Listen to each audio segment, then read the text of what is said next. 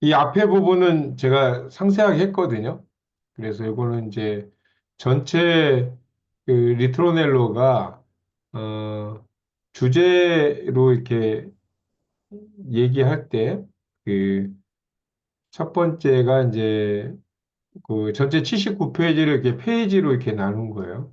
페이지로. 그 첫 번째 그냥 나눴을 때는 이렇게 안 나눴었어요. 이렇게 안 나누고 이제 내용이 들어가니까 이제 이렇게 나눠졌는데 어, 우리가 지금 앞에 부분에 했던 게 이제 카오스 속의 질서에서 리트로넬로의 기원을 얘기하면서 실제로 개요적인 부분에 리트로넬로가 무엇이고, 기본적인 리트로넬로에 대한 설명을 했고요. 그 리트로넬로를 그 음악적인 그 상황에서 지난번에 제가 리듬으로 리트로넬로를 표현하면서 어, 리트로넬로가 그 단순히 이제 음악에서 얘기하는 반복이 아니고 카오스 속에서 너- 그 카오스라는 혼돈 속에서 오히려 질서를 이렇게 얘기하고 그 질서에서 그 음악으로 표현할 수 있는 용어로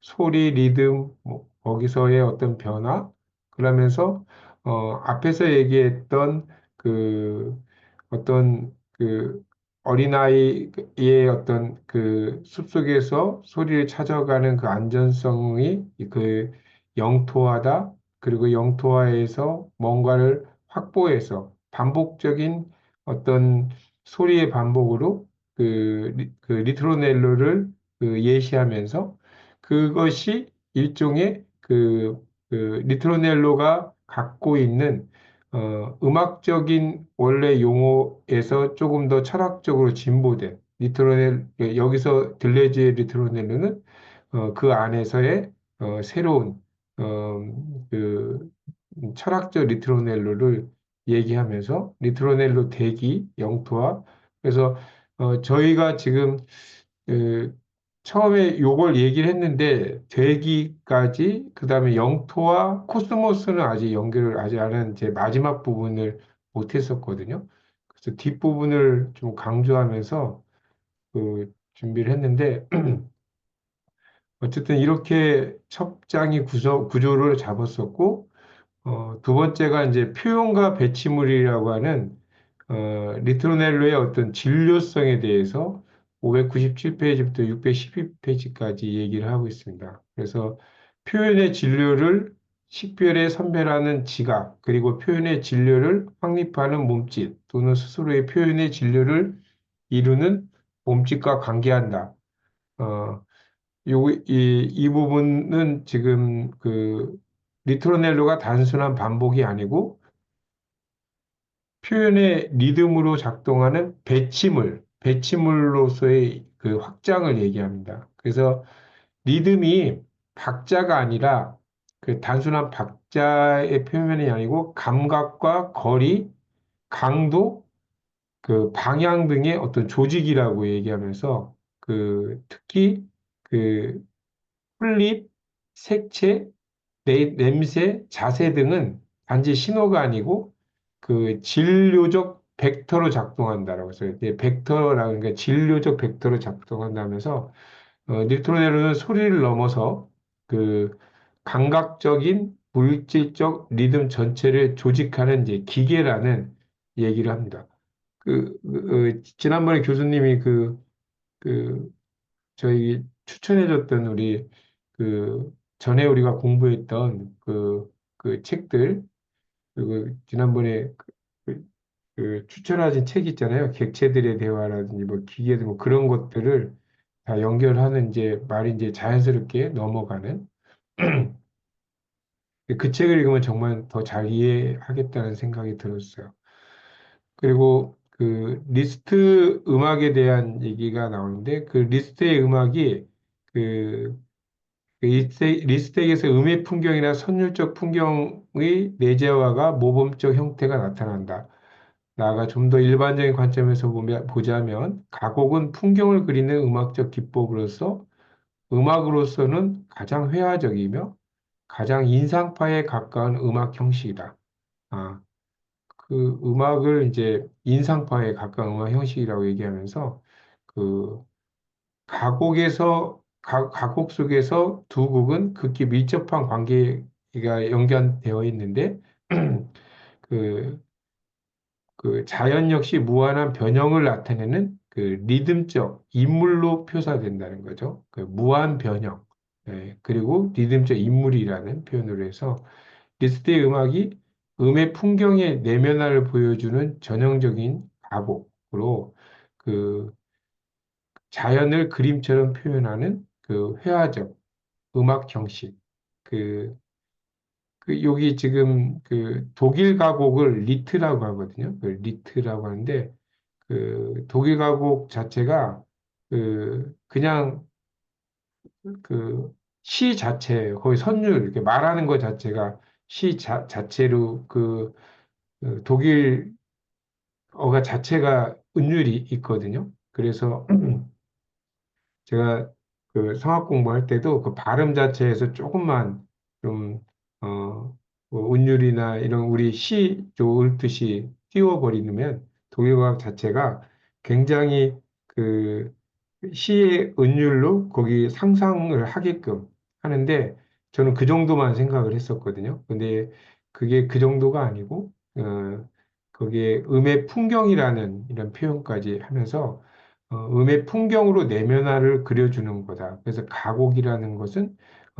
실제로 어, 음의 풍경이나 선율적 풍경의 내재화의 모범적 형태다라는 그 단어가 실제 독일 가곡을 들여다보면 그런 것들이 많이 이렇게 느껴졌었는데 이렇게 표현하니까 더 이렇게 잘 들어왔어요. 그래서 성악하는 사람들도 나중에는 그 오페라나 이렇게 화려한 거 하는 것보다 그 독일 가곡을 정말 단순한 어떤 독일 가곡을 시 읊듯이 멋지게 부를 때 그게 선율로 떠오를 때 막 그 풍경이 막 떠오르고 막 우리 시조 읽는 거 있잖아요. 그것처럼 막 이렇게 들리거든요. 근데 이 문장이 그것처럼 이렇게 들렸어요. 그리고 독일 가곡을 다시 들으면 정말 멋지게 들린다. 근데 제가 헤르만 프라이를 엄청 좋아하거든요. 근데 헤르만 프라이 곡을 다시 들으니까 와 그렇게 들리는 거예요. 네, 그래서 혹시 헤르만 프라이 그 독일 바리톤 그 최고의 성악가거든요. 혹시 아시나요? 네? 나, 몰라요? 음, 이따 한번 들어볼까요? 이따 한번 들어보죠. 이따가 시간 나오면요. 그리고 여기서 왜 인상파에 가깝다 그랬잖아. 네네. 그게 무슨 말인지 이해가 돼. 네, 거기 그 회화에서의 인상파라고 이렇게 표현했잖아요. 그러니까 인상파가 어떻길래? 음, 교수님이 그러니까 설명해 주세요. 마네, 네. 모네 네.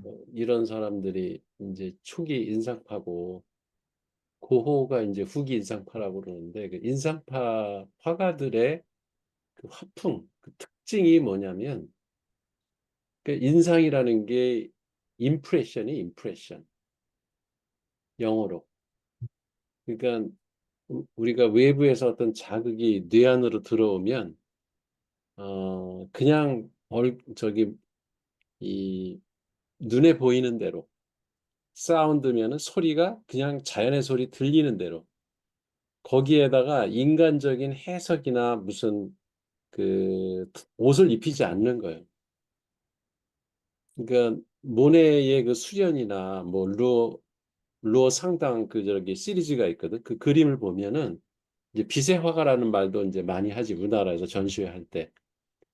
근데 그게 무슨 얘기냐면 그 이전의 그림들은 뭐 라파엘로나 무슨 미켈란젤로 이런 성화 이런 거 그린 사람들 그림을 보면 그런 게 자연에 없다고. 그 막 천사들이 막 이렇게 뭐 손 만들고 뭐 되게 뭐랄까 그 신의 그 위엄 뭐 이런 거를 갖다가 나타내려고 성경을 읽고 사람들이 해석을 해서 그걸 그림으로 나타낸 게 그 이전의 르네상스 화가들이 그린 그림이거든. 음, 근데 마네 모네는 그렇게 인위적으로 사람이 상상해서 그러니까 이성을 가지고 덧입혀가지고 그 묘사를 하는 그림이 아니라 그냥 눈에 비친 대로 그대로 그린다 이게. 그게 인상을 그게 이제 감각 인상이라고 그러거든. 우리 뇌에 들어와가지고 머리에 맺힌 첫 번째 인상을 감각 인상이라고 한다고. 근데 감각 인상에 어떤 인간적인 해석이나 뭐 과거의 경험, 그 사람의 생각, 뭐 그 왜 계몽 뭐 이런 것들이 다 없는 거야 거기에는. 그냥 눈에 비친 대로 그냥 그리는 거예요. 그대로. 그렇기 때문에 똑같은 성당을 그리는데 아침에 그린 거하고 비 올 때 그리는 거하고 저녁 때 해질 때 그리는 거하고 똑같은 성당인데 다 달라. 왜냐하면 눈에 비치게 달리게 보이니까. 그래서 수련도 그 모네의 수련 그림 보면은 그 사람이 연못에 가서 수련을 볼 때 그렇게 빛이 반사한 거, 그거를 가감 없이 수련의 모습은 신경 안 쓰고 그대로 그린 거예요. 그러다 보니까 어떤 거는 그냥 하얗게 빛만 보이고, 거기 분명히 밑에 연꽃이 있는데 연꽃이 안 보이고, 그런 그림을 이제 인상파 화가의 이제 전형적인 그림이라고 하거든. 그래서 그 얘기는 여기서 보면 음악에서도 사실은 어떤 내가 의도를 가지고 이 노래를 통해서 사람들을 계몽시켜야 되겠다. 하나님이 얼마나 위대한지 알려줘야 되겠다. 막 이런 식으로 하면 그 인상파하고 다른 거예요. 그냥 자연의 소리가 들리는 대로 인상파 화가들이 그림을 그리듯이 그냥 감각에 비친 것들을 그대로 표현하는 아주 건조한 음악. 음. 예, 그런 얘기지, 여기서. 어,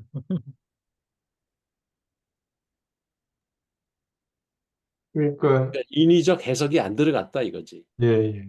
그래서 가장 자연에 가깝다 이런 얘기를 하는 거지. 음,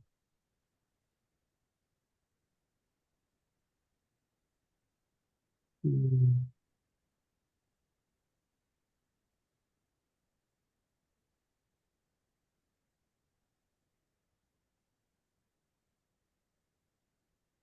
그 가곡이 더, 그러니까, 그, 그 얘기를 들으니까 더 깨끗하게, 이렇게 정직하게, 이제, 뭐, 어떻게 표현해야지? 그, 그걸, 가곡이라고 하는 것은 결국은, 어, 있는 그대로 이렇게 표현했다는 게, 근데 가곡이요. 대부분 시잖아요, 독일.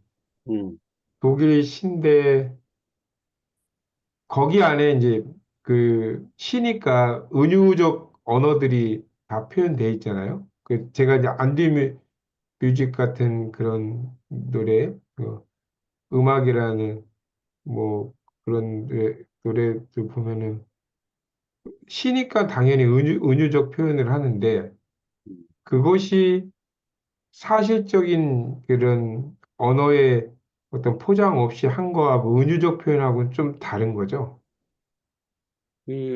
그렇지 이제 은유는 어 그렇다고 그러니까 인간적 해석이 들어간 건 아니고 음, 그 그러니까 자연의 모습을 어 뭐에 빗대서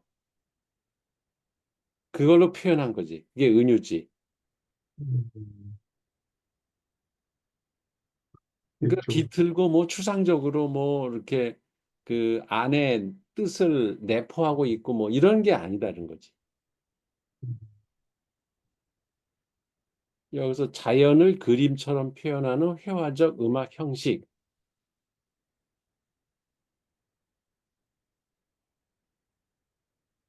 자연을 리드화했다. 그러니까 인위적 해석을 넣은 게 아니라는 얘기죠. 근데 이 리드란 말이 그게 가곡이란 독일어야? 네, 니트예요, 니트. D를 T로 발음해? 예. 저게 그래서, 아니 내가 미국에서 공부할 때 그 네브라스카 대학의 그 음악 공연장이 이름이 저 리드 센터야. 네, LID 센터, 리드 센터라 그래서 그 중부에서는 되게 유명한 어, 저기 여기로 친다면 뭐 예술의 전당 그런 큰 건물인데 거기 리드 센터인데 저거 딱 저 글자야. LIED. 음,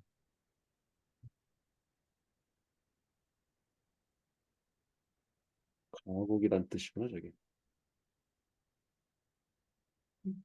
그, 그러네. 그냥 단순히 아니, 제가 다시 한번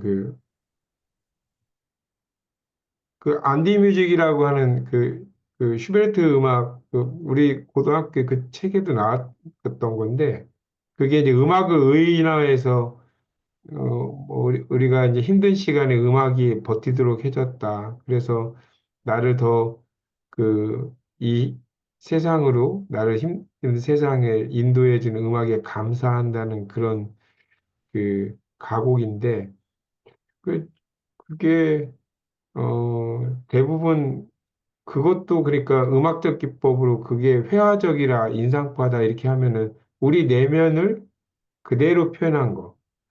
그럼 그게 그런 것들은 이제 예를 들면 자연의 어떤 색채라든지 이런 걸 그대로 이렇게 설명하고 그리는 것들은 이해가 가는데 그 회화적이잖아요. 음, 그런데 우리 내면을 음악이라고 하는 것으로 의인화해서 이렇게 그리는 그런 가곡도 많거든요.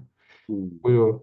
그런 것도 이제 이 관점에서 저는 그렇게 본 거예요. 음의 풍경이 내면화를 보여주는 전형. 이렇게 해서 어, 그, 이게, 어, 자연을 그림처럼 표현하는 회화적 음악도 있지만, 어, 그 음악이 갖고 있는 또 거기에 또 철학적 의미를 담아서, 어, 우리 안에 있는 것도 또 다른 은유적으로 풍경화로 이렇게 만든 것도 포함되어 있다. 그래서 내재적 화라는 그런 선율적 풍경의 내재화다. 뭐 이렇게 얘기했나? 저는 그렇게 해석을 했거든요. 그래서 그냥 이해한 걸로 했는데.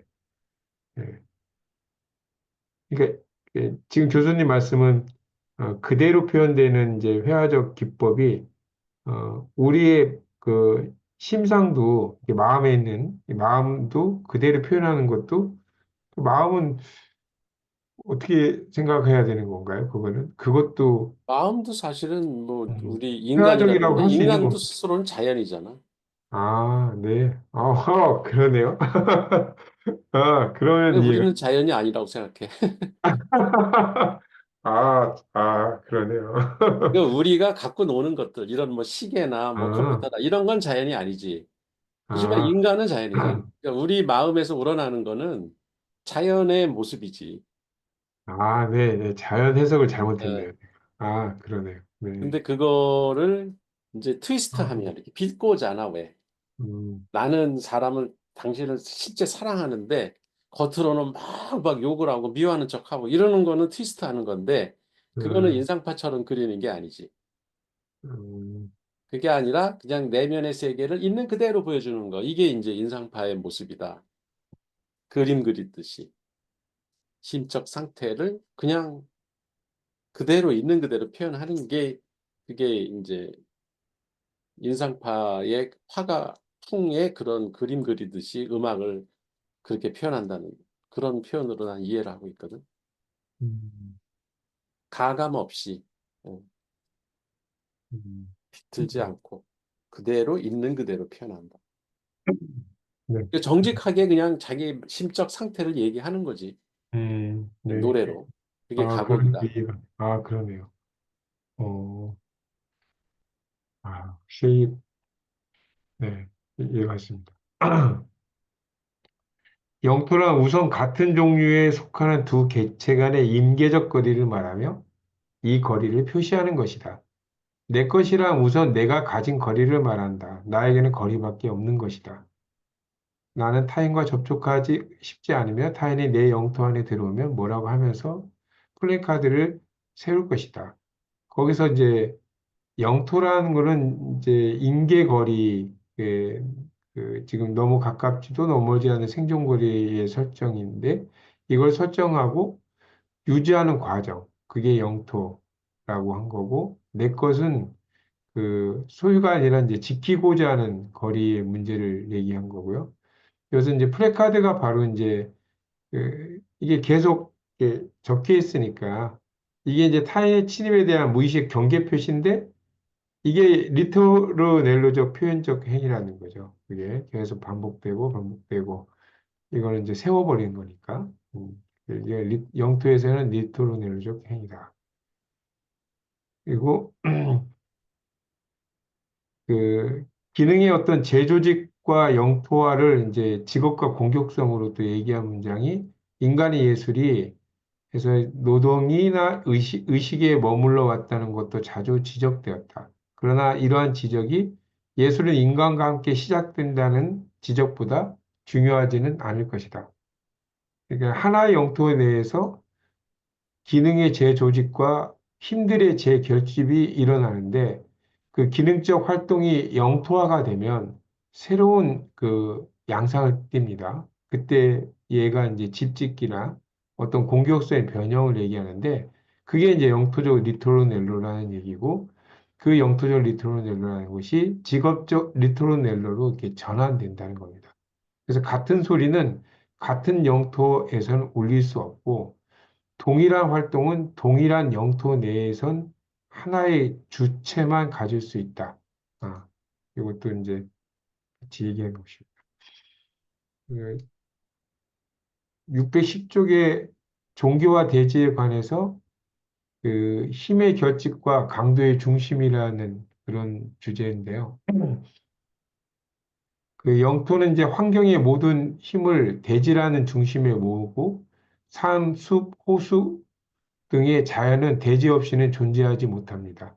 그래서 대기, 물, 동물의 힘은 대지의 힘과 접합해서 변화하고 영토는 이 두 힘, 카오스적 외력과 대지의 내력, 이 두 힘이 대결이 벌어지는 장소라는 거죠. 그래서 중심이 안에 있으면서도 바깥에 있는 것처럼 이게 작용을 합니다. 중심이 안에 있으면 바깥에 있는 것처럼 작용을 해서 이 중심은 종교적 직관의 핵심이며 인간과 동물에게 공통적으로 작용합니다. 611에서 612쪽의 코드와 탈코드와 영토화에 대해서 얘기하면서 앞에 595쪽에 얘기했던 이제 모티브와 대입법으로 발전하는 표현의 진료가 어떻게 모티브와 대입법으로 발전하는지를 얘기하고 리듬이 표현되면서 진료가 형성되고 영토가 코드와의 엇갈림에서 등장하며 다양한 환경들이 각각 다른 코드를 갖고 있다는 것. 그리고 영토는 이 코드의 여백과 탈코드화에서 성립한다. 그래서 생물학자들이 말하는 유전자 여백과 유사하다. 그 여백이 새로운 종의 가능성을 낳은 것이다. 그래서 지난 시간에 제 코드하고 리듬 그 설명을 했죠. 그래서 요 611하고 612쪽에서 코드, 탈코드, 영토화가 이제 설명이 됩니다. 무슨 말인지 용어는 이해가 되는데 그 위에 종교 그 부분은 무슨 말인지 아, 모르겠네. 요거요, 요거. 어, 이 종교와 610쪽, 대지? 왜 갑자기 종교가 튀어나왔지? 610쪽에 주제어를 형성해 달라고 하니까 그렇게 나왔거든요. 610쪽에.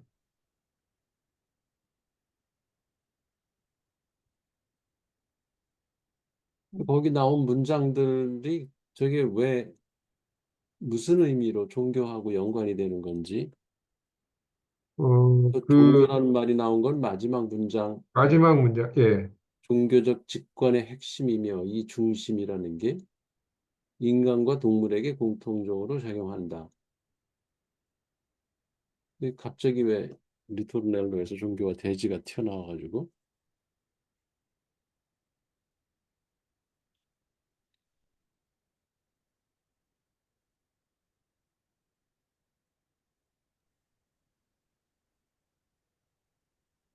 거기 오른쪽 페이지 넘어가는 게 그 610페이지에서 611페이지에 보면 그 이게 610페이지에서 마지막에 따라서 여기서도 역시 인간과 동물에게 공통적으로 나타나는 종교가 영토를 점유하는 것은 바로 이 종교가 노골적으로 영토화를 행하는 미학적 요인에 의존하기 때문에 인정하지 않을 수 없다. 그러면서 그 바로 이처럼 영토화하는 미학적 요인이 환경의 기능들을 노동의 형태로 조직하는 동시에 카오스의 힘들을 결합시켜 의식과 종교로 대지의 힘들로 전환시킨다. 그 말을 이렇게 쓴 것 같아요. 거기. 그래서 종교와 대지라고 해서 그 힘의 결집과 강도의 중심이라고 한 거는 그 밑에 보면은 그,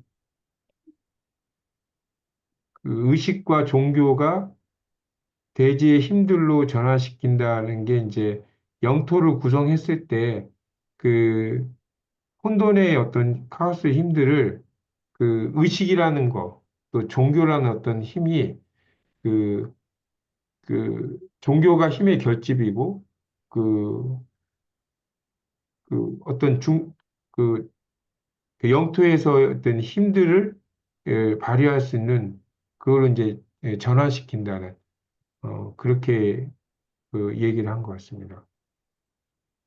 보기 부분 이제 611페이지 윗부분을 얘기한 건데 610쪽으로 이렇게 표현된 거예요. 뒷부분하고 그 앞 611쪽의 그 윗부분, 넷째 줄까지 그 말을 좀 정리한 것 같아요.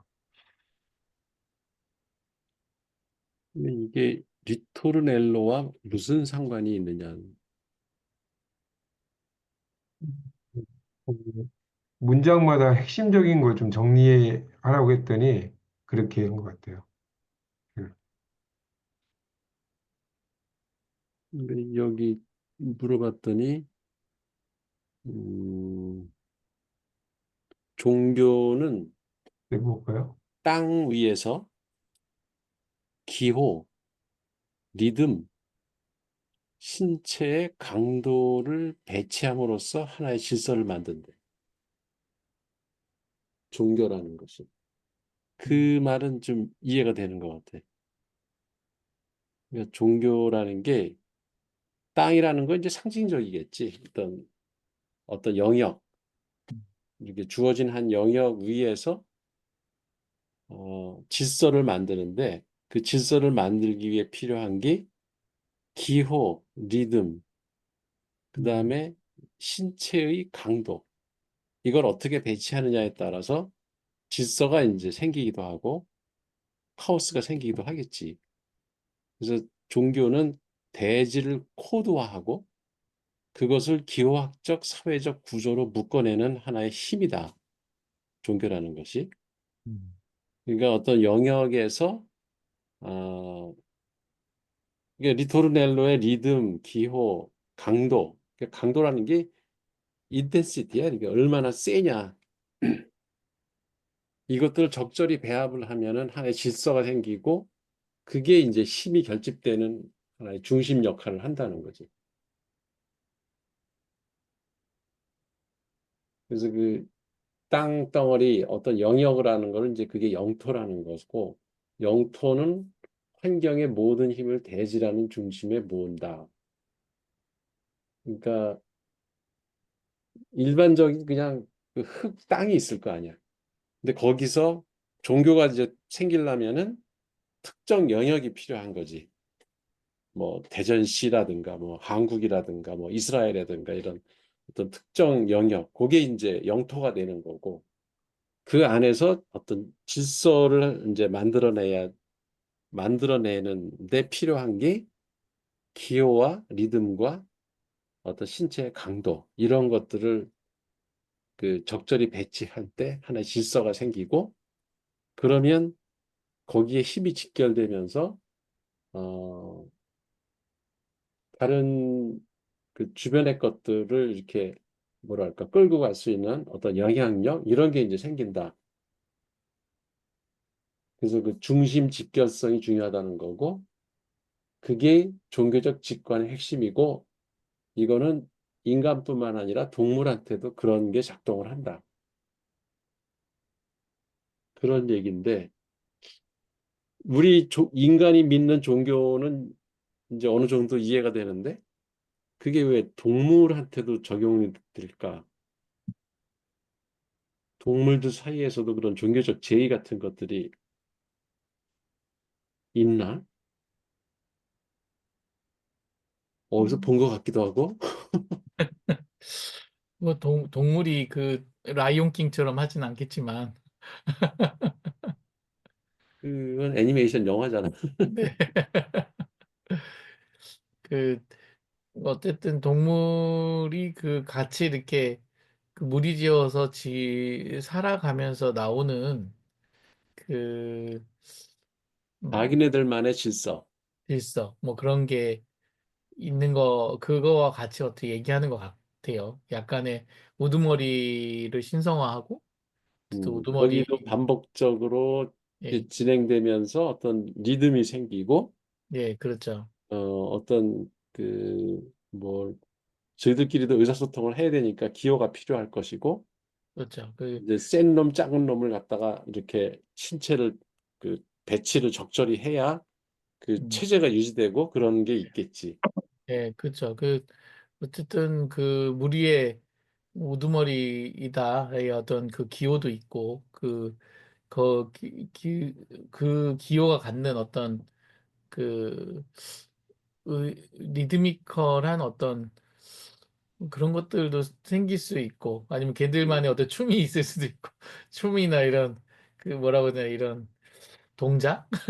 그렇지. 물론 행위 뭐 이렇게 반복되는 행위들이 있을 것 같아. 예, 그렇죠. 그러면서 그 전체의 동물의 어떤 체계를 유지하는 이런 거하고 인간하고 동물하고 별반 다른 게 없다. 음, 그런 것 같아요. 이게 참 특이하네. 종교가 발생하는 것이 하나의 대지에서 영토를 만들어 나가는 과정이 음, 종교가 탄생하는 거다라는 관점. 음, 그런 생각은 해본 적이 없는데 가만히 성경이나 이런 거 보면은 그 지역이 있잖아. 왜 예, 저기 그렇죠. 이스라엘 뭐 거기 예루살렘 예, 중심으로 종교가 예, 생긴다든가 아니면 뭐 이라크면은 저기 뭐야 마호멧 얘가 또 예, 종교를 탄생시킬 때는 걔들 나름대로의 그 지역이 이렇게 영토가 형성되고 그 안에 질서가 그 수립되면서 종교라는 게 탄생하고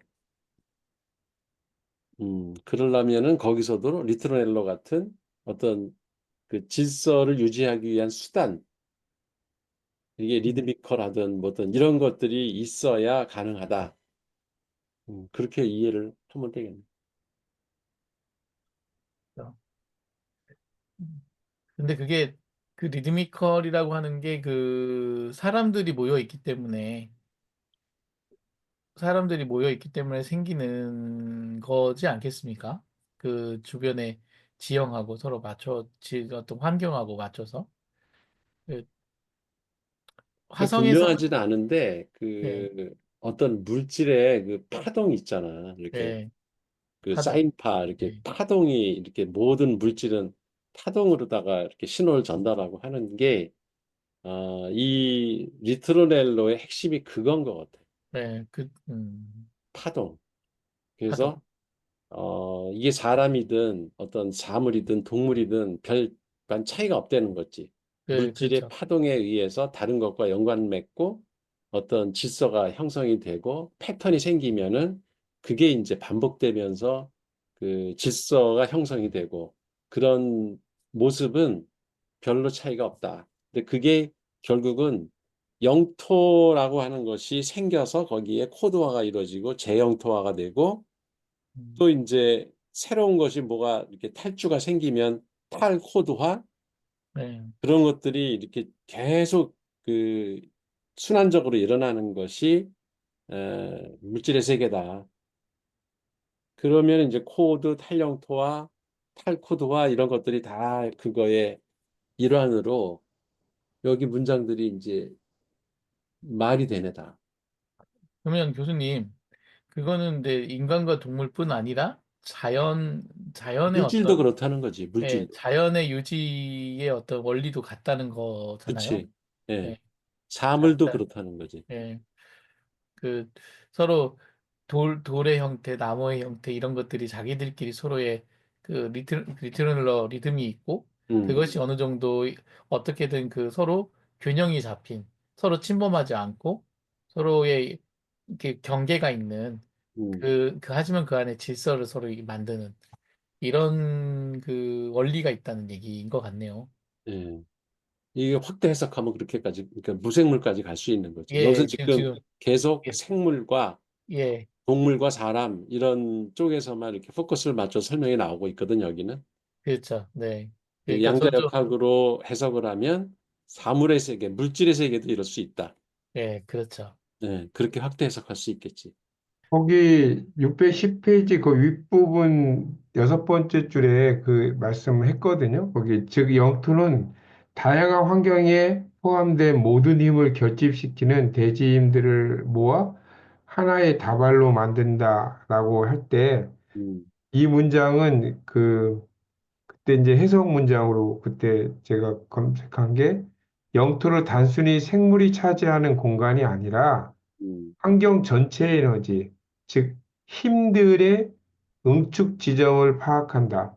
그래서 음, 다발이란 표현은 다양한 요소, 다발이라는 건 다양한 요소로 공기, 물, 소리, 움직임 등을 다 말하는 걸로 음, 그 하나의 구조로 결집하는 것을 뜻해서 여기서 말하는 대지의 힘이란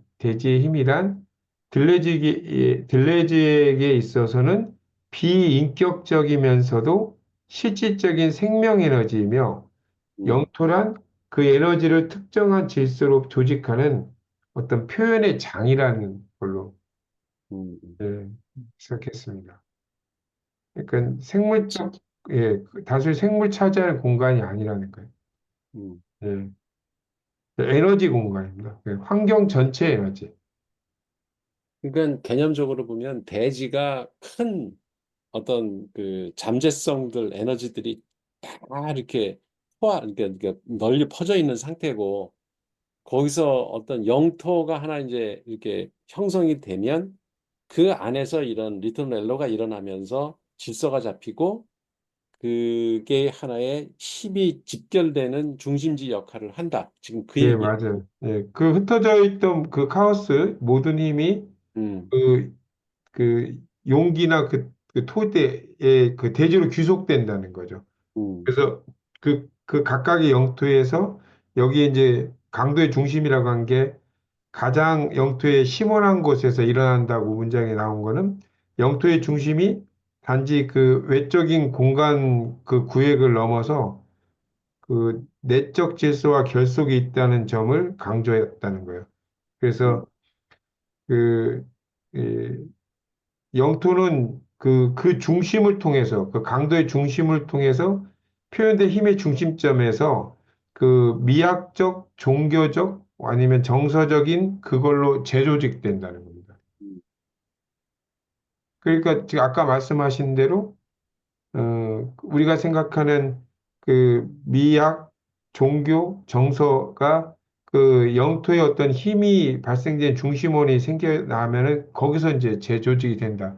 그래서 힘의 음, 결집과 강도의 중심이란 말이 그 중심이 종교의 직관의 핵심이요. 음, 인간과 동물에게도 이거 모든 생물에게 이제 이렇게 적용된다는 말 중에서 인간과 동물에게도 적용된다. 그 말로 이해를 하면 될 것 같습니다. 오케이. 네. 여기는 그 11페이지 그 위에 거기 그 볼트체로 있는 게 영토화의 지표들이 모티브와 대입보호로 발전해 가는 것과 기능들을 재조직하고 힘들을 결집하는 것이 그 동시에 일어난다는 거죠. 모티브와 대입법 이거 얘기한 거는 그러니까 우리가 음악에서 그 어떤 그 그, 그 모티브에서 대입법을 할 때 그 기본에서 이렇게 발전해 나가는 게 그 기능들의 재조직이 힘들이 그, 그 기존에 있는 모티브와 그걸로부터 표현의 진료라고 이게 표현했던 것이 마치 모티브에서 제가 테이프 지난번에 설명한 것처럼 그렇게 전체적으로 발전하는 것처럼 표현되고 그 리듬이 표현되면서 원래 표현하고자 하는 진료 자체가 형성되고 그 영토는 코드에서의 그 엇갈림에서 계속 영토가 이제 그 코드에서의 등장이 또 이루어지고요. 그 다양한 환경들이 그 각각 다른 그 다양한 환경이 다른 코드로서 이렇게 또 갖고 있다는 걸 설명하고 영토는 이 그 코드들의 여백과 그 여백은 탈코드화에서 성립된다라고 얘기합니다. 그게 그 코드하고 그거는 지난번에 설명했는데 그걸 이제 음악적인 것과 지금 그때 말씀한 것과 이제 생각해 보면 이 음악 용어로 이렇게 좀 너무 잘 표현한 것들이 그 611페이지에 있는 내용을 이렇게 정리한 거거든요. 네. 그 중간 부분에 있는 거에 대한 겁니다. 근데 여기서 그 주의해야 될 게 그 코드가 우리말로 쓰면 똑같이 코드인데 CODE도 코드고 CORD도 코드야. 음, 근데 음악에서 뭐 A 마이너 코드, G 마이너 뭐 이런 거는 CORD 그런 코드고 그래서 왜 작곡을 할 때 그 석주 작곡하는 거 보면은 처음에 멜로디나 뭐 이런 거 만드는 게 아니더라고. 가사 쓰고 이러는 게 아니고 얘는 그 코드 프로그레션, 코드를 어떤 순서로 배열할 것인가부터 하더라고. 그래서 와, 그거를 기타로다가 이렇게 그 코드를 순서대로다가 이렇게 코드만 쳐, 처음에. 그러면은 그게 지 마음에 드는 코드 순서가 이렇게 플로우가 생기면 음, 거기에다 이제 음악을 갖다가 씌워가지고 멜로디도 만들고 이제 중간중간 이렇게 사이음도 집어넣어서 그걸 음악답게 바꾸더라고. 그걸 편곡이라고 하더라고. 그렇게 하는 거를. 처음에는 영토를 먼저 만드네? 코드를 먼저 만들어, 코드를. 근데 그러니까 그게 거기서 여기서 얘기하는 영토잖아, 코드는 영토. 지금 여기서 얘기하는 코드하고 다르다고. 어, 그래서 이게 음악 얘기라 이게 나도 처음에는 그 코드인가 이렇게 생각을 했는데 네. 그게 아니고 이 코드는 이게 우리 처음 이 책 앞에서부터 나왔던 코드, 규칙. 왜 코드 인사한다 그러잖아. 왜 그저 맞아요. 정권 바뀌면은 뭐 코드 인사. 그거는 규칙이야, 규칙. 규범. 어떤 그 질서를 만들려면은 법률 체계가 필요하듯이 문법이지 하나의 문법을 갖다 코드라고 해요, 여기서. 그러니까 영토화가 되려면 코드가 필요해. 코드 그 규칙대로 그 안에 있는 사물들을 배치하는 게 그게 영토화를 하는 방법이거든.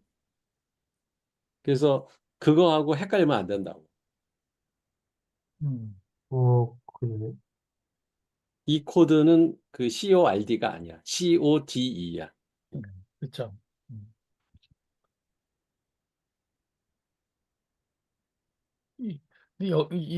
근데 이 책에서는 CORD가 나온 것 같지는 않습니다. 그렇죠. 안 COD, 나온 것 같아. 예, COD만 근데 이제 나왔고, 음악 얘기가 나오니까는 난 그 코드 생각을 했거든. 아, 그래서 유의하면서 봐야 된다. 여기서는 계속 그냥 COD, 예, 규칙, 그렇죠. 규범 이런 코드를 얘기하는 거다 이거지.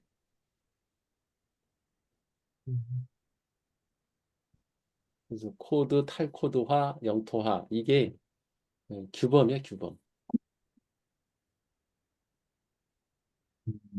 음, COD. COD 그게 이 코드라고 여기서 얘기하는 코드는. 음,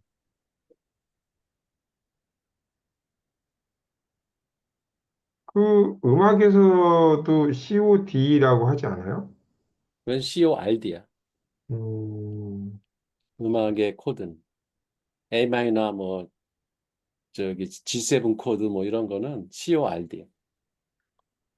음, 네. 네. 근데 한글로는 똑같이 다 코드라고 써서 그게 헷갈릴 음. 수가 있어요.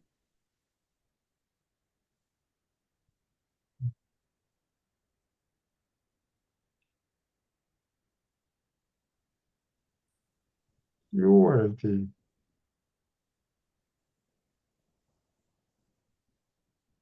CORD는 끈, 전선, 물리적으로 잡아주는 보컬 성대.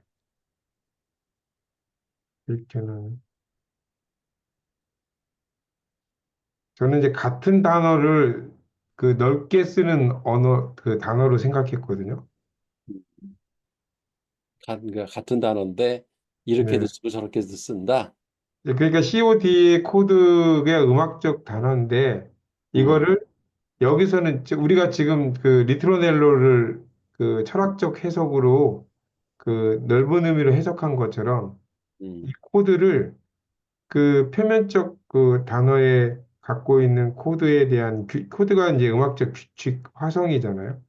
음, 그거를 철학적으로 더 넓고 이제 다른 개념으로 근데 이제 기본 니트로넬로 하듯이 이제 모티브는 거기서 딴 거죠. 그래서 그거를 이제 어떤 규칙으로 이렇게 사용했다고 해서 지금 그게 이제 들레즈 카타리의 코드도 기호체계 규칙 조직 원리를 뜻하는 개념이라고 했거든요. 음, 그래서 단지 음악만이 아니고 언어 생명 사회 예술 전반의 형식화된 질서를 그 음악의 그 화성 음악적 질서가 아니고 그 언어 생명 사회 예술 전반의 형식화된 질서를 그 의미하는 거여서 그 조성 자체가 그, 그 음악의 코드에서의 음악 그 조성이 그 체계잖아요. 그러니까 그 여기서 그 코드를 사용해서 그 세계를 조직하는 어떤 구조 체계를 또 일반화 개념으로 사용한 걸로 이해해서 그 아까 석주 얘기할 때도 영토 먼저 만드네? 그렇게 하면 저는 이해가 되는데 그 작은 근데 나도 영토처럼 그렇게 처음에 여기 이 부분을 읽었어. 어, 근데 가만히 이렇게 다시 문장을 뜯어보니까 다른 거야. 그러니까 CORD가 아니라 CHORD. 코드. CHORD. CHORD CHORD가 이제 A 코드, B 코드, 뭐 C 마이너 7, 뭐 C7 이런 게 CHORD 그 코드거든. 아 영어로 음, 그게 아니라고. 여기서 얘기하는 코드는. 네네 그러니까 원문에도 COD로 돼 있다고. 네, 그 코드는 그 법률 체계를 코드라고 그러잖아. 네, 음, 그렇죠. 그 얘기를 하는 거라. 그래서 탈코드화 그러면은 그 CHORD로 하면은 해석이 안 되거든. 네네 그렇잖아. 규칙을 벗어난 이런 뜻이거든. 탈코드화는. 음, 어떤 영토를 만들려면 코드가 필요해. 그 구조를 정의해 놓은 어떤 체계가 그게 코드 COD인데 거기서 벗어날 때 이제 탈주화가 생기거든. 탈주선이. 네, 그게 탈코드화라고. 음, 근데 음악의 그 CHORD 코드를 하면은 여기서 해석이 안 된다고. 음, 거기서 벗어난다는 게 뭔지 탈코드화가 있을 수가 없거든. 음악에서는. 변형은 있겠지. 이제 뭐 그 그러니까 요새 작곡할 때 어, 이 트로트 풍의 코드는 정해져 있어. 되게 심플해.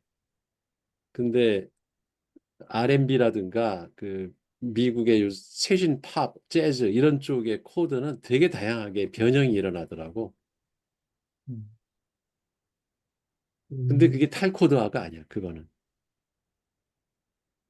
음. 아무튼 헷갈리지 말자. 그 얘기하는 네, 네, 거야. 그 코드가 아니다. CHORD가 아니라 CODE다. 여기서 음, 얘기하는 코드는. 네, 그거는 확실합니다. 네. 이렇게 또 그거 물어봤더니 교수님 네. 코드 CHORD는 음악 내에서 울리는 소리 덩어리로서 감정을 전달하는 기능을 얘기하고, 음, 코드 COD는 그런 화음을 생성하게 만드는 음악의 체계 자체라고. 그지 문법 영화 그러니까 음악 체계지 그거는 코 음, TOD. 네. 그러니까 그런, 여기서 얘기하는 그 체계를 얘기하는 거다 이거지. 네, 네. 음. 알겠습니다. 네. 어, 또, 그, 내가 또 못한다. 리듬적 인물과 그 선율적 풍경의 그 리듬에 대한 거는 그 지난번에 얘기를 해서 이거 한 문장만 가져왔습니다. 영토는 같은 종의 공존을 조절하기 위해 구성원들 간의 거리를 둘 뿐 아니라 서로 다른 종이 가능한 많이 공존할 수 있도록 서로 다른 종을 분화시키는 것이다. 이 장에서 리듬이 그 생명간 거리 조종의 원리로 가능함을 설명하는 건데 그 2장에서 이제 가까워짐과 멀어짐, 접근과 회피, 그게 이제 리듬이라고 하는 그 리듬이 곧 존재들의 구조를 리듬이 라는 것 저번에 얘기한 대로 리듬이 곧 존재들 간의 구조를 형성한다는 거고 어 여기 아까 얘기한 선율적 풍경이 다양한 존재들의 리듬이 공존하면서 구성된 환경을 얘기합니다. 그 메시앙의 그 소리의 대입법으로 얘기한 그 하나의 예시는 지난번에 잘 들려드렸죠. 예. 그래서 그 메시앙 그 곡으로 크로노크롬이라고 하는 그 곡으로 그 새소리로서 그 종의 어떤 그 거리 그리고 공존 그런 거 또 이제 음악에 사용된 걸 보여줬던 그 예시가 있었습니다. 그리고 음,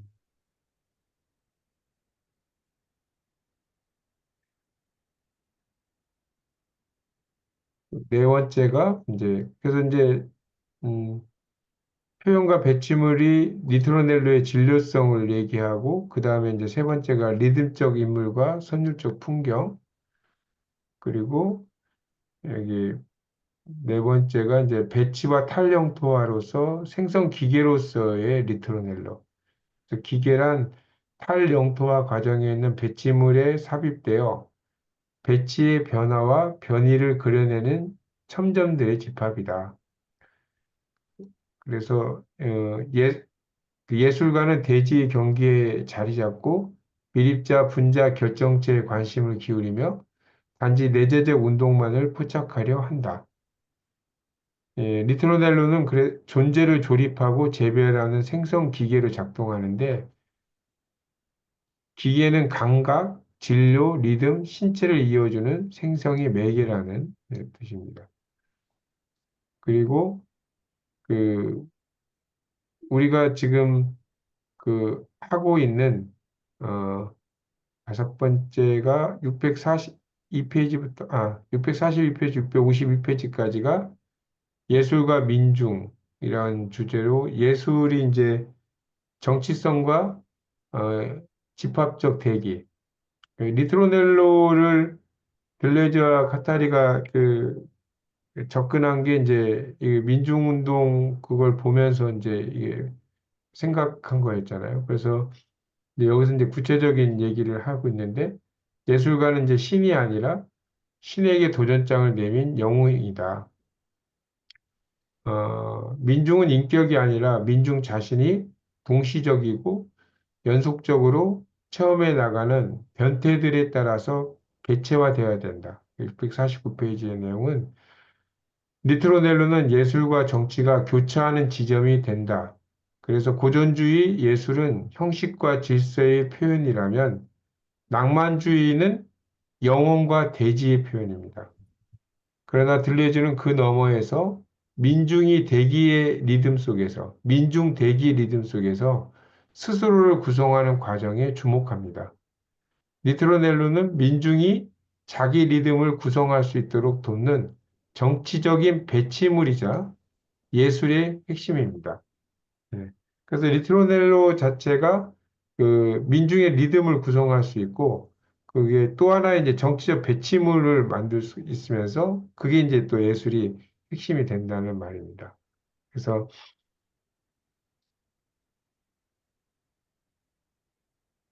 642쪽에 보면 그걸 이제 고전주의 예술과 낭만주의 대비를 말하는 문장으로 고전주의의 예술가의 사명은 신의 사명과 똑같이 카오스의 질서를 부여하는 데 있다. 그는 그저 창조해라. 천지창조다. 창조의 나무를 세워라고 외칠 뿐이다. 고전주의는 카오스를 형식과 코드로 지금 이게 체계와 코드로 제어하려는 예술이다. 이때 리트로넬로는 질서를 세우는 창조적 반복 구조로 이해된다. 새의 노래는 단순한 자연적 소리가 아니고 창조적 분화 단위, 즉 세계를 열어젖히는 예술의 출발점이다. 라고 말하고 있습니다.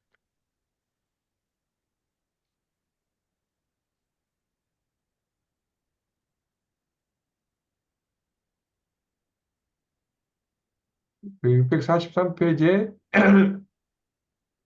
대질과 예술가의 새로운 위치에 대해서 또 이렇게 또 얘기하고 있고요. 조금 건너뛰겠습니다. 그, 어, 여기에 낭만주의와 대지의 관계에서 혼자인 하나가 있는데 아까 가곡에서처럼 영토에서는 모든 것이 영혼이라는 혼자인 하나와 대지라는 전체인 하나 사이에서 진행된다. 이 말은 낭만주의 예술의 구조는 고립된 자아와 심연으로서의 대지 사이의 긴장과 공명에 기반한다. 여기서 니트로넬로는 우리의 리듬이 아니고 고독한 하나의 자기 표현이며 민중성은 배제된다. 이게 이제 그, 그 가곡에서처럼 그 영토에서 모든 것이 영원히 그 모든 것이 영원이라는 혼자인 하나와 대지라는 전체인 하나 사이에서 그 진행된다는 게 그게 이게 리트로넬로가 그 민중 운동을 하고 그런 리트로넬로 형식이 이제 민중의 어떤 그, 그 운동의 어떤 정치성을 내비하고 그런 어떤 하나의 구조를 만드는 그런 그 집합체로 알았는데 거기에 또 리트로넬로는 그또 고독한 하나의 자기 표현이면서 거기에 민중성이 배제된다는 그 말이 그 음악에서 그 우리가 앞에서 배웠던 리트로너의 또 다른 다양성, 그 안에 또 다른 그 자기가 있다는 거죠. 그 안에. 그래서 그, 요 문장도 그 해석이 어렵지만은 좀 괜찮은 문장이었고요. 그 영웅은 민중의 영웅이지 대지의 영웅이 아니다. 그는 군중의 하나와 관계를 맺는다. 민중은 개체화되어야 한다. 단 인격이 아니라 민중 자신이 동시적이고 연속적으로 체험해 나가는 변태들에 따라서. 그래서 어, 들레즈는 고전적 낭만 그 예술의 민중의 어떤 배제를 넘어서 민중을 하나의 리듬적 개체화 구조로 회복하려 하고 있습니다. 즉, 네트로넬로는 민중 안에서 분절되고 재구성하며 끊임없이 서로를 포획하는 힘들 속에서 구성된다. 집합으로 민중이 되어 있지만 그 안에 또 독립적으로 이렇게 자아가 있고 개인이 있다고 이렇게 표현하는 걸 보면 니트로넬로를 그렇게 또 다른 다양화의 또 다른 그 구조의 또 구조를 또 만드는 게 이것도 또 양자 원리 같지 않아요? 거기 안에 또 다른 세계 만들고 또 다른 세계 말고 만들고 그래서 그 하나 자체가 또 이렇게 세계가 된다는 그 자아까지도 이렇게 들어가서 단순히 이제 민중에 대변하는 게 아니고 그게 이제 자기 표현이고 라고 이제 더 본질적인 얘기를 하고 있습니다.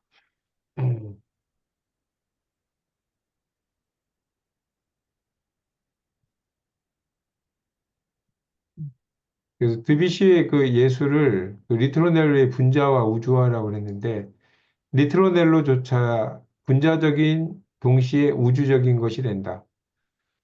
드뷔시의 경우처럼 음악은 음의 진료로 분자화하지만 그렇게 하는 가운데 지속이나 강도 등 음을 갖지 않은 힘들을 포획할 수 있게 된다. 드뷔시는 리트로넬로를 단지 반복이 아니라 분자 수준의 진료 구성이라고 봤고요. 그러니까 우주의 비가시적 힘을 감지하고 조직하는 어떤 장치로 활용한 겁니다. 그래서 여기서 리트로넬로는 단순히 음악적 존재론적, 음악적 존재에서 존재론적, 그리고 우주적 어떤 기계가 되는 거죠. 리트로넬로 자체가. 그래서 그것이 이제 코스모스이고, 코스모스가 곧 이제, 리듬이 곧 이제 코스모스였다는 거고, 그 리듬은 예술이고, 그 예술이 생성의 철학이라는 같은 뜻 다른 언어를 이런 식으로 사용을 했습니다.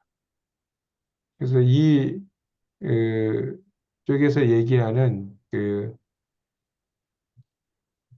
여기서 예술과 민중, 예술의 정치적 집합적 대기라고 하는 이 주제의 642페이지부터 652까지의 핵심 스토리는 고전주와 낭만주의의 질서를 얘기하면서 핵심 키워드가 이제 심연 창조, 이제 정초라는 것이 있었고, 그래서 이제 리트로넬로의 지하와 그리고 민중과 리듬, 그리고 코스모스적 포획을 얘기하면서 예술은 이제 분자적 힘을 포획하는 우주적 행위라는 걸로 이제 이 장을 주제화하고 있었습니다. 그래서 마지막으로 652페이지부터 667쪽까지는 코스모스적, 그러면 이제 리트로넬로가 코스모스의 리트로넬로인데 예술 리듬, 즉 존재론적 생성 구조로서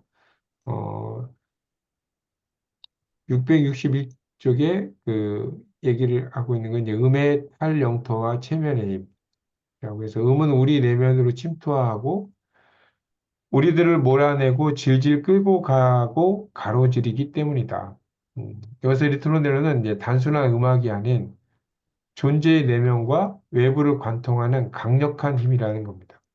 그 음은 탈영토와의 가장 강력한 힘으로 황홀, 체면, 광기라는 형태로 주체를 재편하거나 붕괴시킵니다. 그래서 리트로넬로는 감각을 넘는 이제 존재론적 구조라는 거죠.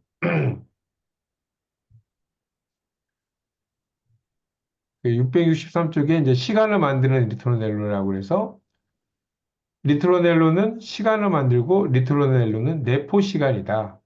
여기서 리트로넬로는 단지 공간 구성의 장치가 아닌 시간 생성의 기계라는 겁니다. 이거는 베로송이 그 시간 개념과 유사하고 단순 선형 시간이 아니라 내재적 지속과 반복을 이렇게 계속 창출하는 질적 시간을 얘기합니다.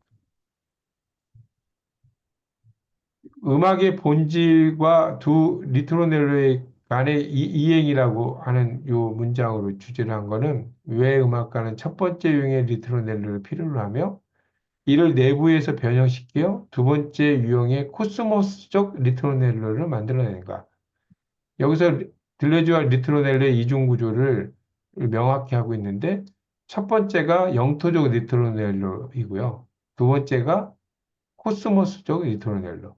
그래서 코스모스 리트로넬로는 영토적 리트로넬로가 자족적 그리고 민중적이고 반복적이라고 한다면 여기서는 생성적이고 탈영토화적이고 분자적인 거죠.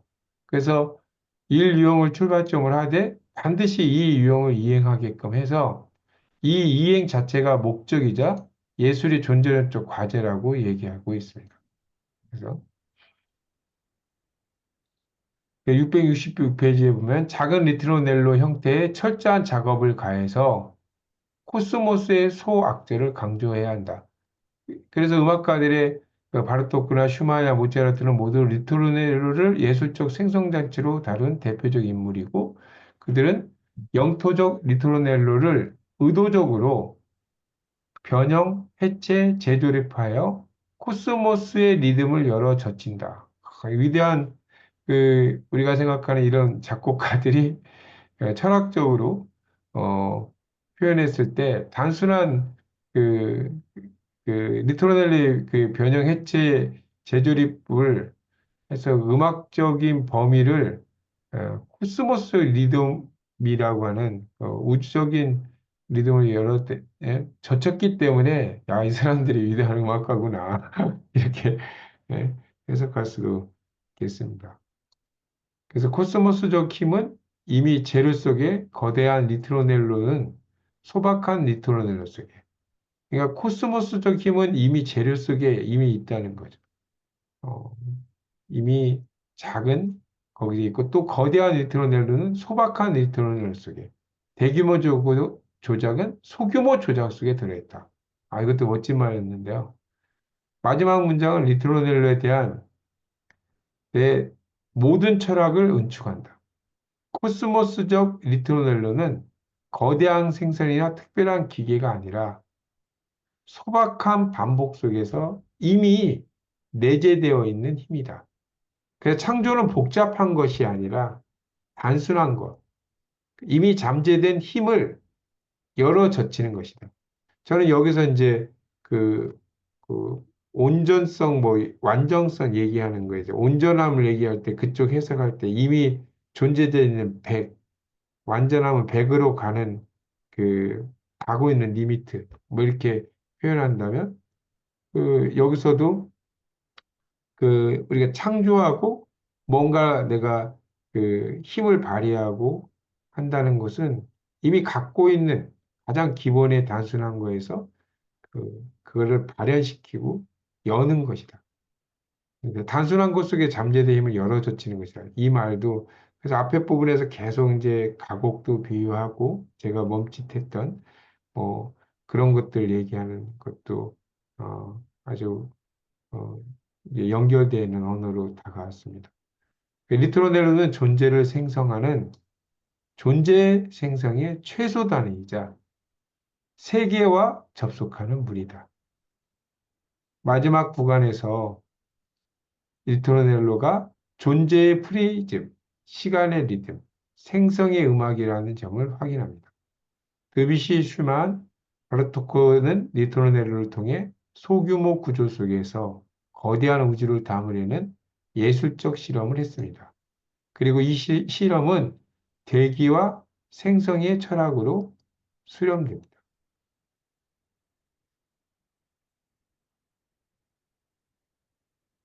아까 말씀드린 요거가 이제 슈만으로 마지막 얘기했던 그 말을 다시 한번 제가 돌려봐서 열렸는데 이거 아까 같은 말을 다시 같은 뜻인데 이렇게 또 반복해서 말해서 또 한 번 더 나왔어요. 소박한 울림, 작은 반복, 단순한 리듬 속에 생성의 전체 구조가 숨어 있으며 니트로넬로는 바로 그 생성의 진입로, 존재론의 음악적 이름이라고 이렇게 또 다른 정의로 이렇게 얘기합니다. 이 부분은. 리토라는 단지 음악이 아니라 철학이며 존재의 구조이자 예술의 조건입니다. 슈만의 이 마지막 문장은 들레즈 카타리가 11장에서 도달한 철학적 정수를 요약합니다. 모든 생성은 거창한 이념이 아니라 작은 리듬 속에 이미 내재되어 있으며 소박한 반복이 거대한 우주적 생성의 핵을 담고 있다. 예술은 그 소박함 속에서 우주적 질서의 흐름을 건드린다. 리트로넬로는 그 존재의 문법이며 생성의 리듬이다. 그래서 리트로넬로는 리듬이고 영토를 만들어서 생성장이 되면 그 영토가 생성은 결국 코스모스를 연다.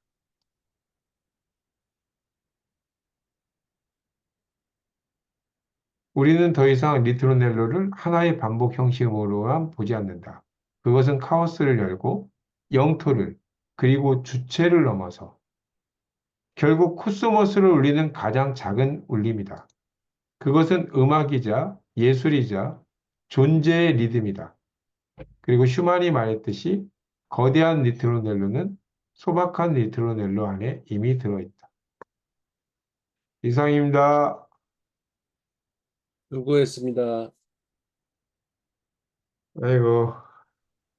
수고했습니다. 여기에 지금 존재란 말이 되게 많이 나오잖아. 네. 이게 와 닿아요? 무슨 말인지. 존재라는 말. 음, 뭐 존재론의 음악적 이름입니다. 음. 느낌적으로는 다가와요. 단어적으로는 느낌적으로는. 예, 저는 존재의 예, 구조이자 예술의 조건입니다. 이 존재란 말이 지금 엄청 많이 나왔거든. 거의 뭐 여러 문장에 다 나오는데. 양자의 어떤 최소 단위, 뭐 저는 이렇게 거기 그렇게 좀 생각을 하면서 이 마지막 문장도 읽어가면서 하니까 이제 한두 번 또 토론하 보면 굉장히 구체적으로 들어오기는 하겠지만 이 부분도 우리 교수님이 좀 해석을 해주시면서 또 마무리를 도와주시죠. 네. 근데 양자는 그 재료라고 생각을 해야 돼. 재료, 진료. 네. 양자는 진료, 진료. 어, 재료야. 그러니까 걔는 그 존재가 아니야. 음. 이 진료와 존재는 같은 레벨이 여기서 아니. 얘기하는 존재가 아니라고. 네. 음.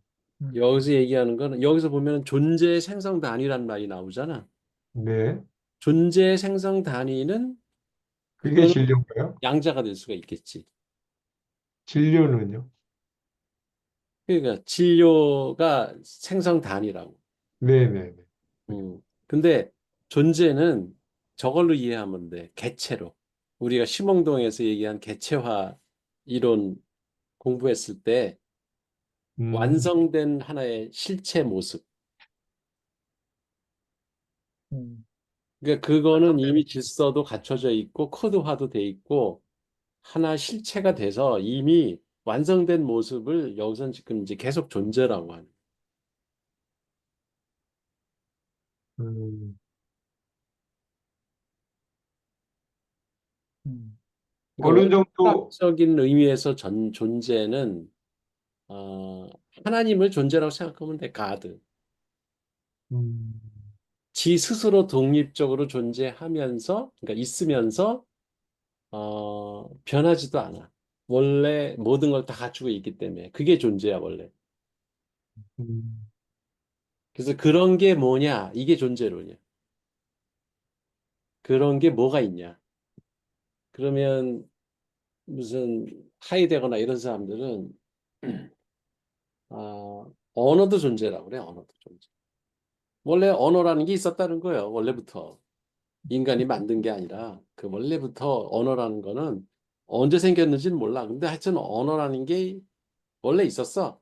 그 걔는 불변이야. 변하지도 않고 늘 있는 거야, 거기. 그게 존재야, 사실은. 철학에서 존재라는 거는. 그러니까 이 존재라는 말을 어떻게 쓰느냐에 따라 다양하게 이게 의미가 달라져요. 근데 우리가 일상생활에서 너 같은 존재는 사라져. 이렇게 얘기하잖아. 욕하고 막 그럴 때. 뭐, 나 같은 존재는 어떤 사람이야? 뭐, 이렇게. 그때 얘기하는 건 그냥 개인이야, 개인. 그때의 존재는. 그건 이제 철학적 의미의 존재도 아닌 거지, 그거는. 음. 근데 여기 지금 그 맥락으로 볼 때 여기서의 존재는 우리가 공부한 심홍도의 개체화 이론의 개체라고 생각하면 돼. 어떤 것들이 소재가 돼가지고 질서를 갖추고 거기에 환경의 변화 이런 걸 막 영향을 받으면서 어느 상태가 되면 이렇게 완성이 되잖아. 그러면 이제 개체가 형성이 되거든. 그러면 걔가 또 원인이 돼서 그 다음 개체를 향해서 또 얘가 나간다고. 그게 이제 개체화 이론이잖아. 그렇게 어느 시점으로 딱 잘랐을 때 완성된 모습, 이게 존재. 음, 그러면 이제 리토르넬로가 바로 그런 존재를 있게 만드는 그게 진료가 되고 소재가 된다는 거지. 리토르넬로가 있어야 존재가 탄생한다. 이런 말이야. 그러네. 그러면 여기에 나와 있는 존재라는 말들이 쫙 이제 이해가 될 거예요.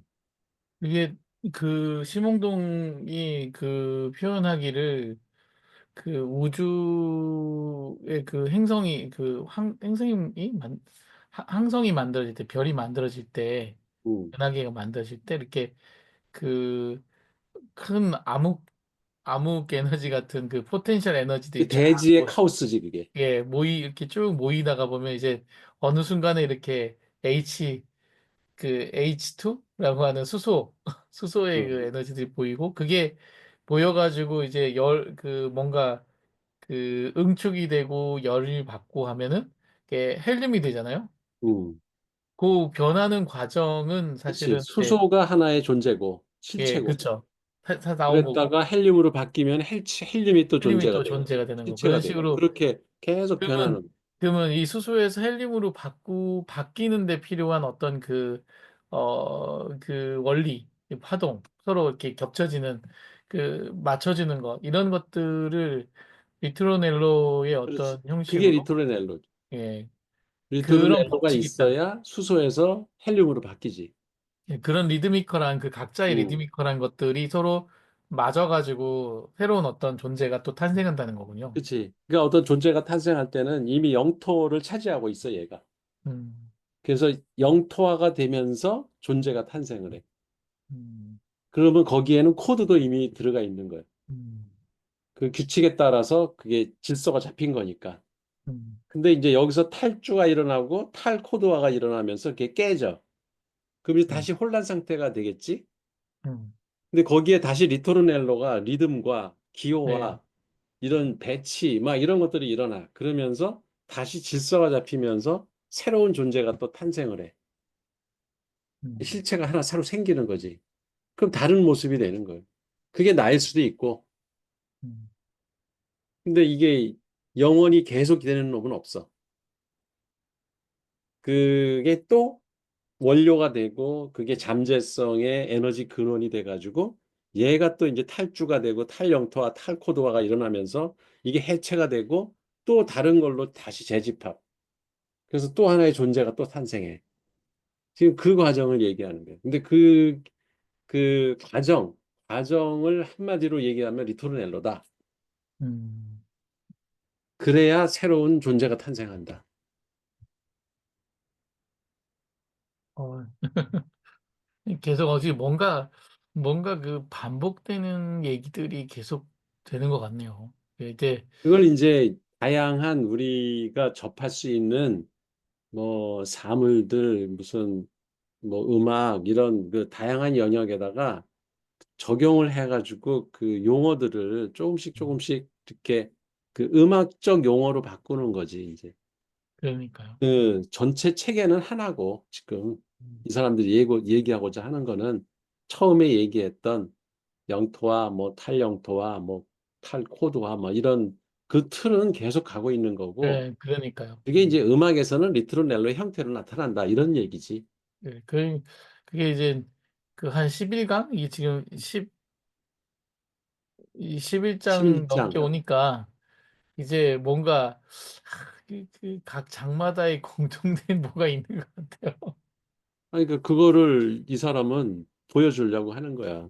다양한. 만물의 그 다양한 그 변화와 생성 이런 것들의 모습이라는 게 결국은 하나의 원리로 지금 계속되고 있는 건데 그게 그렇죠. 이제 그 영역마다 뭐 분야마다 다른 용어로다가 우리한테 그, 뭐 이렇게 전달이 되고 있다.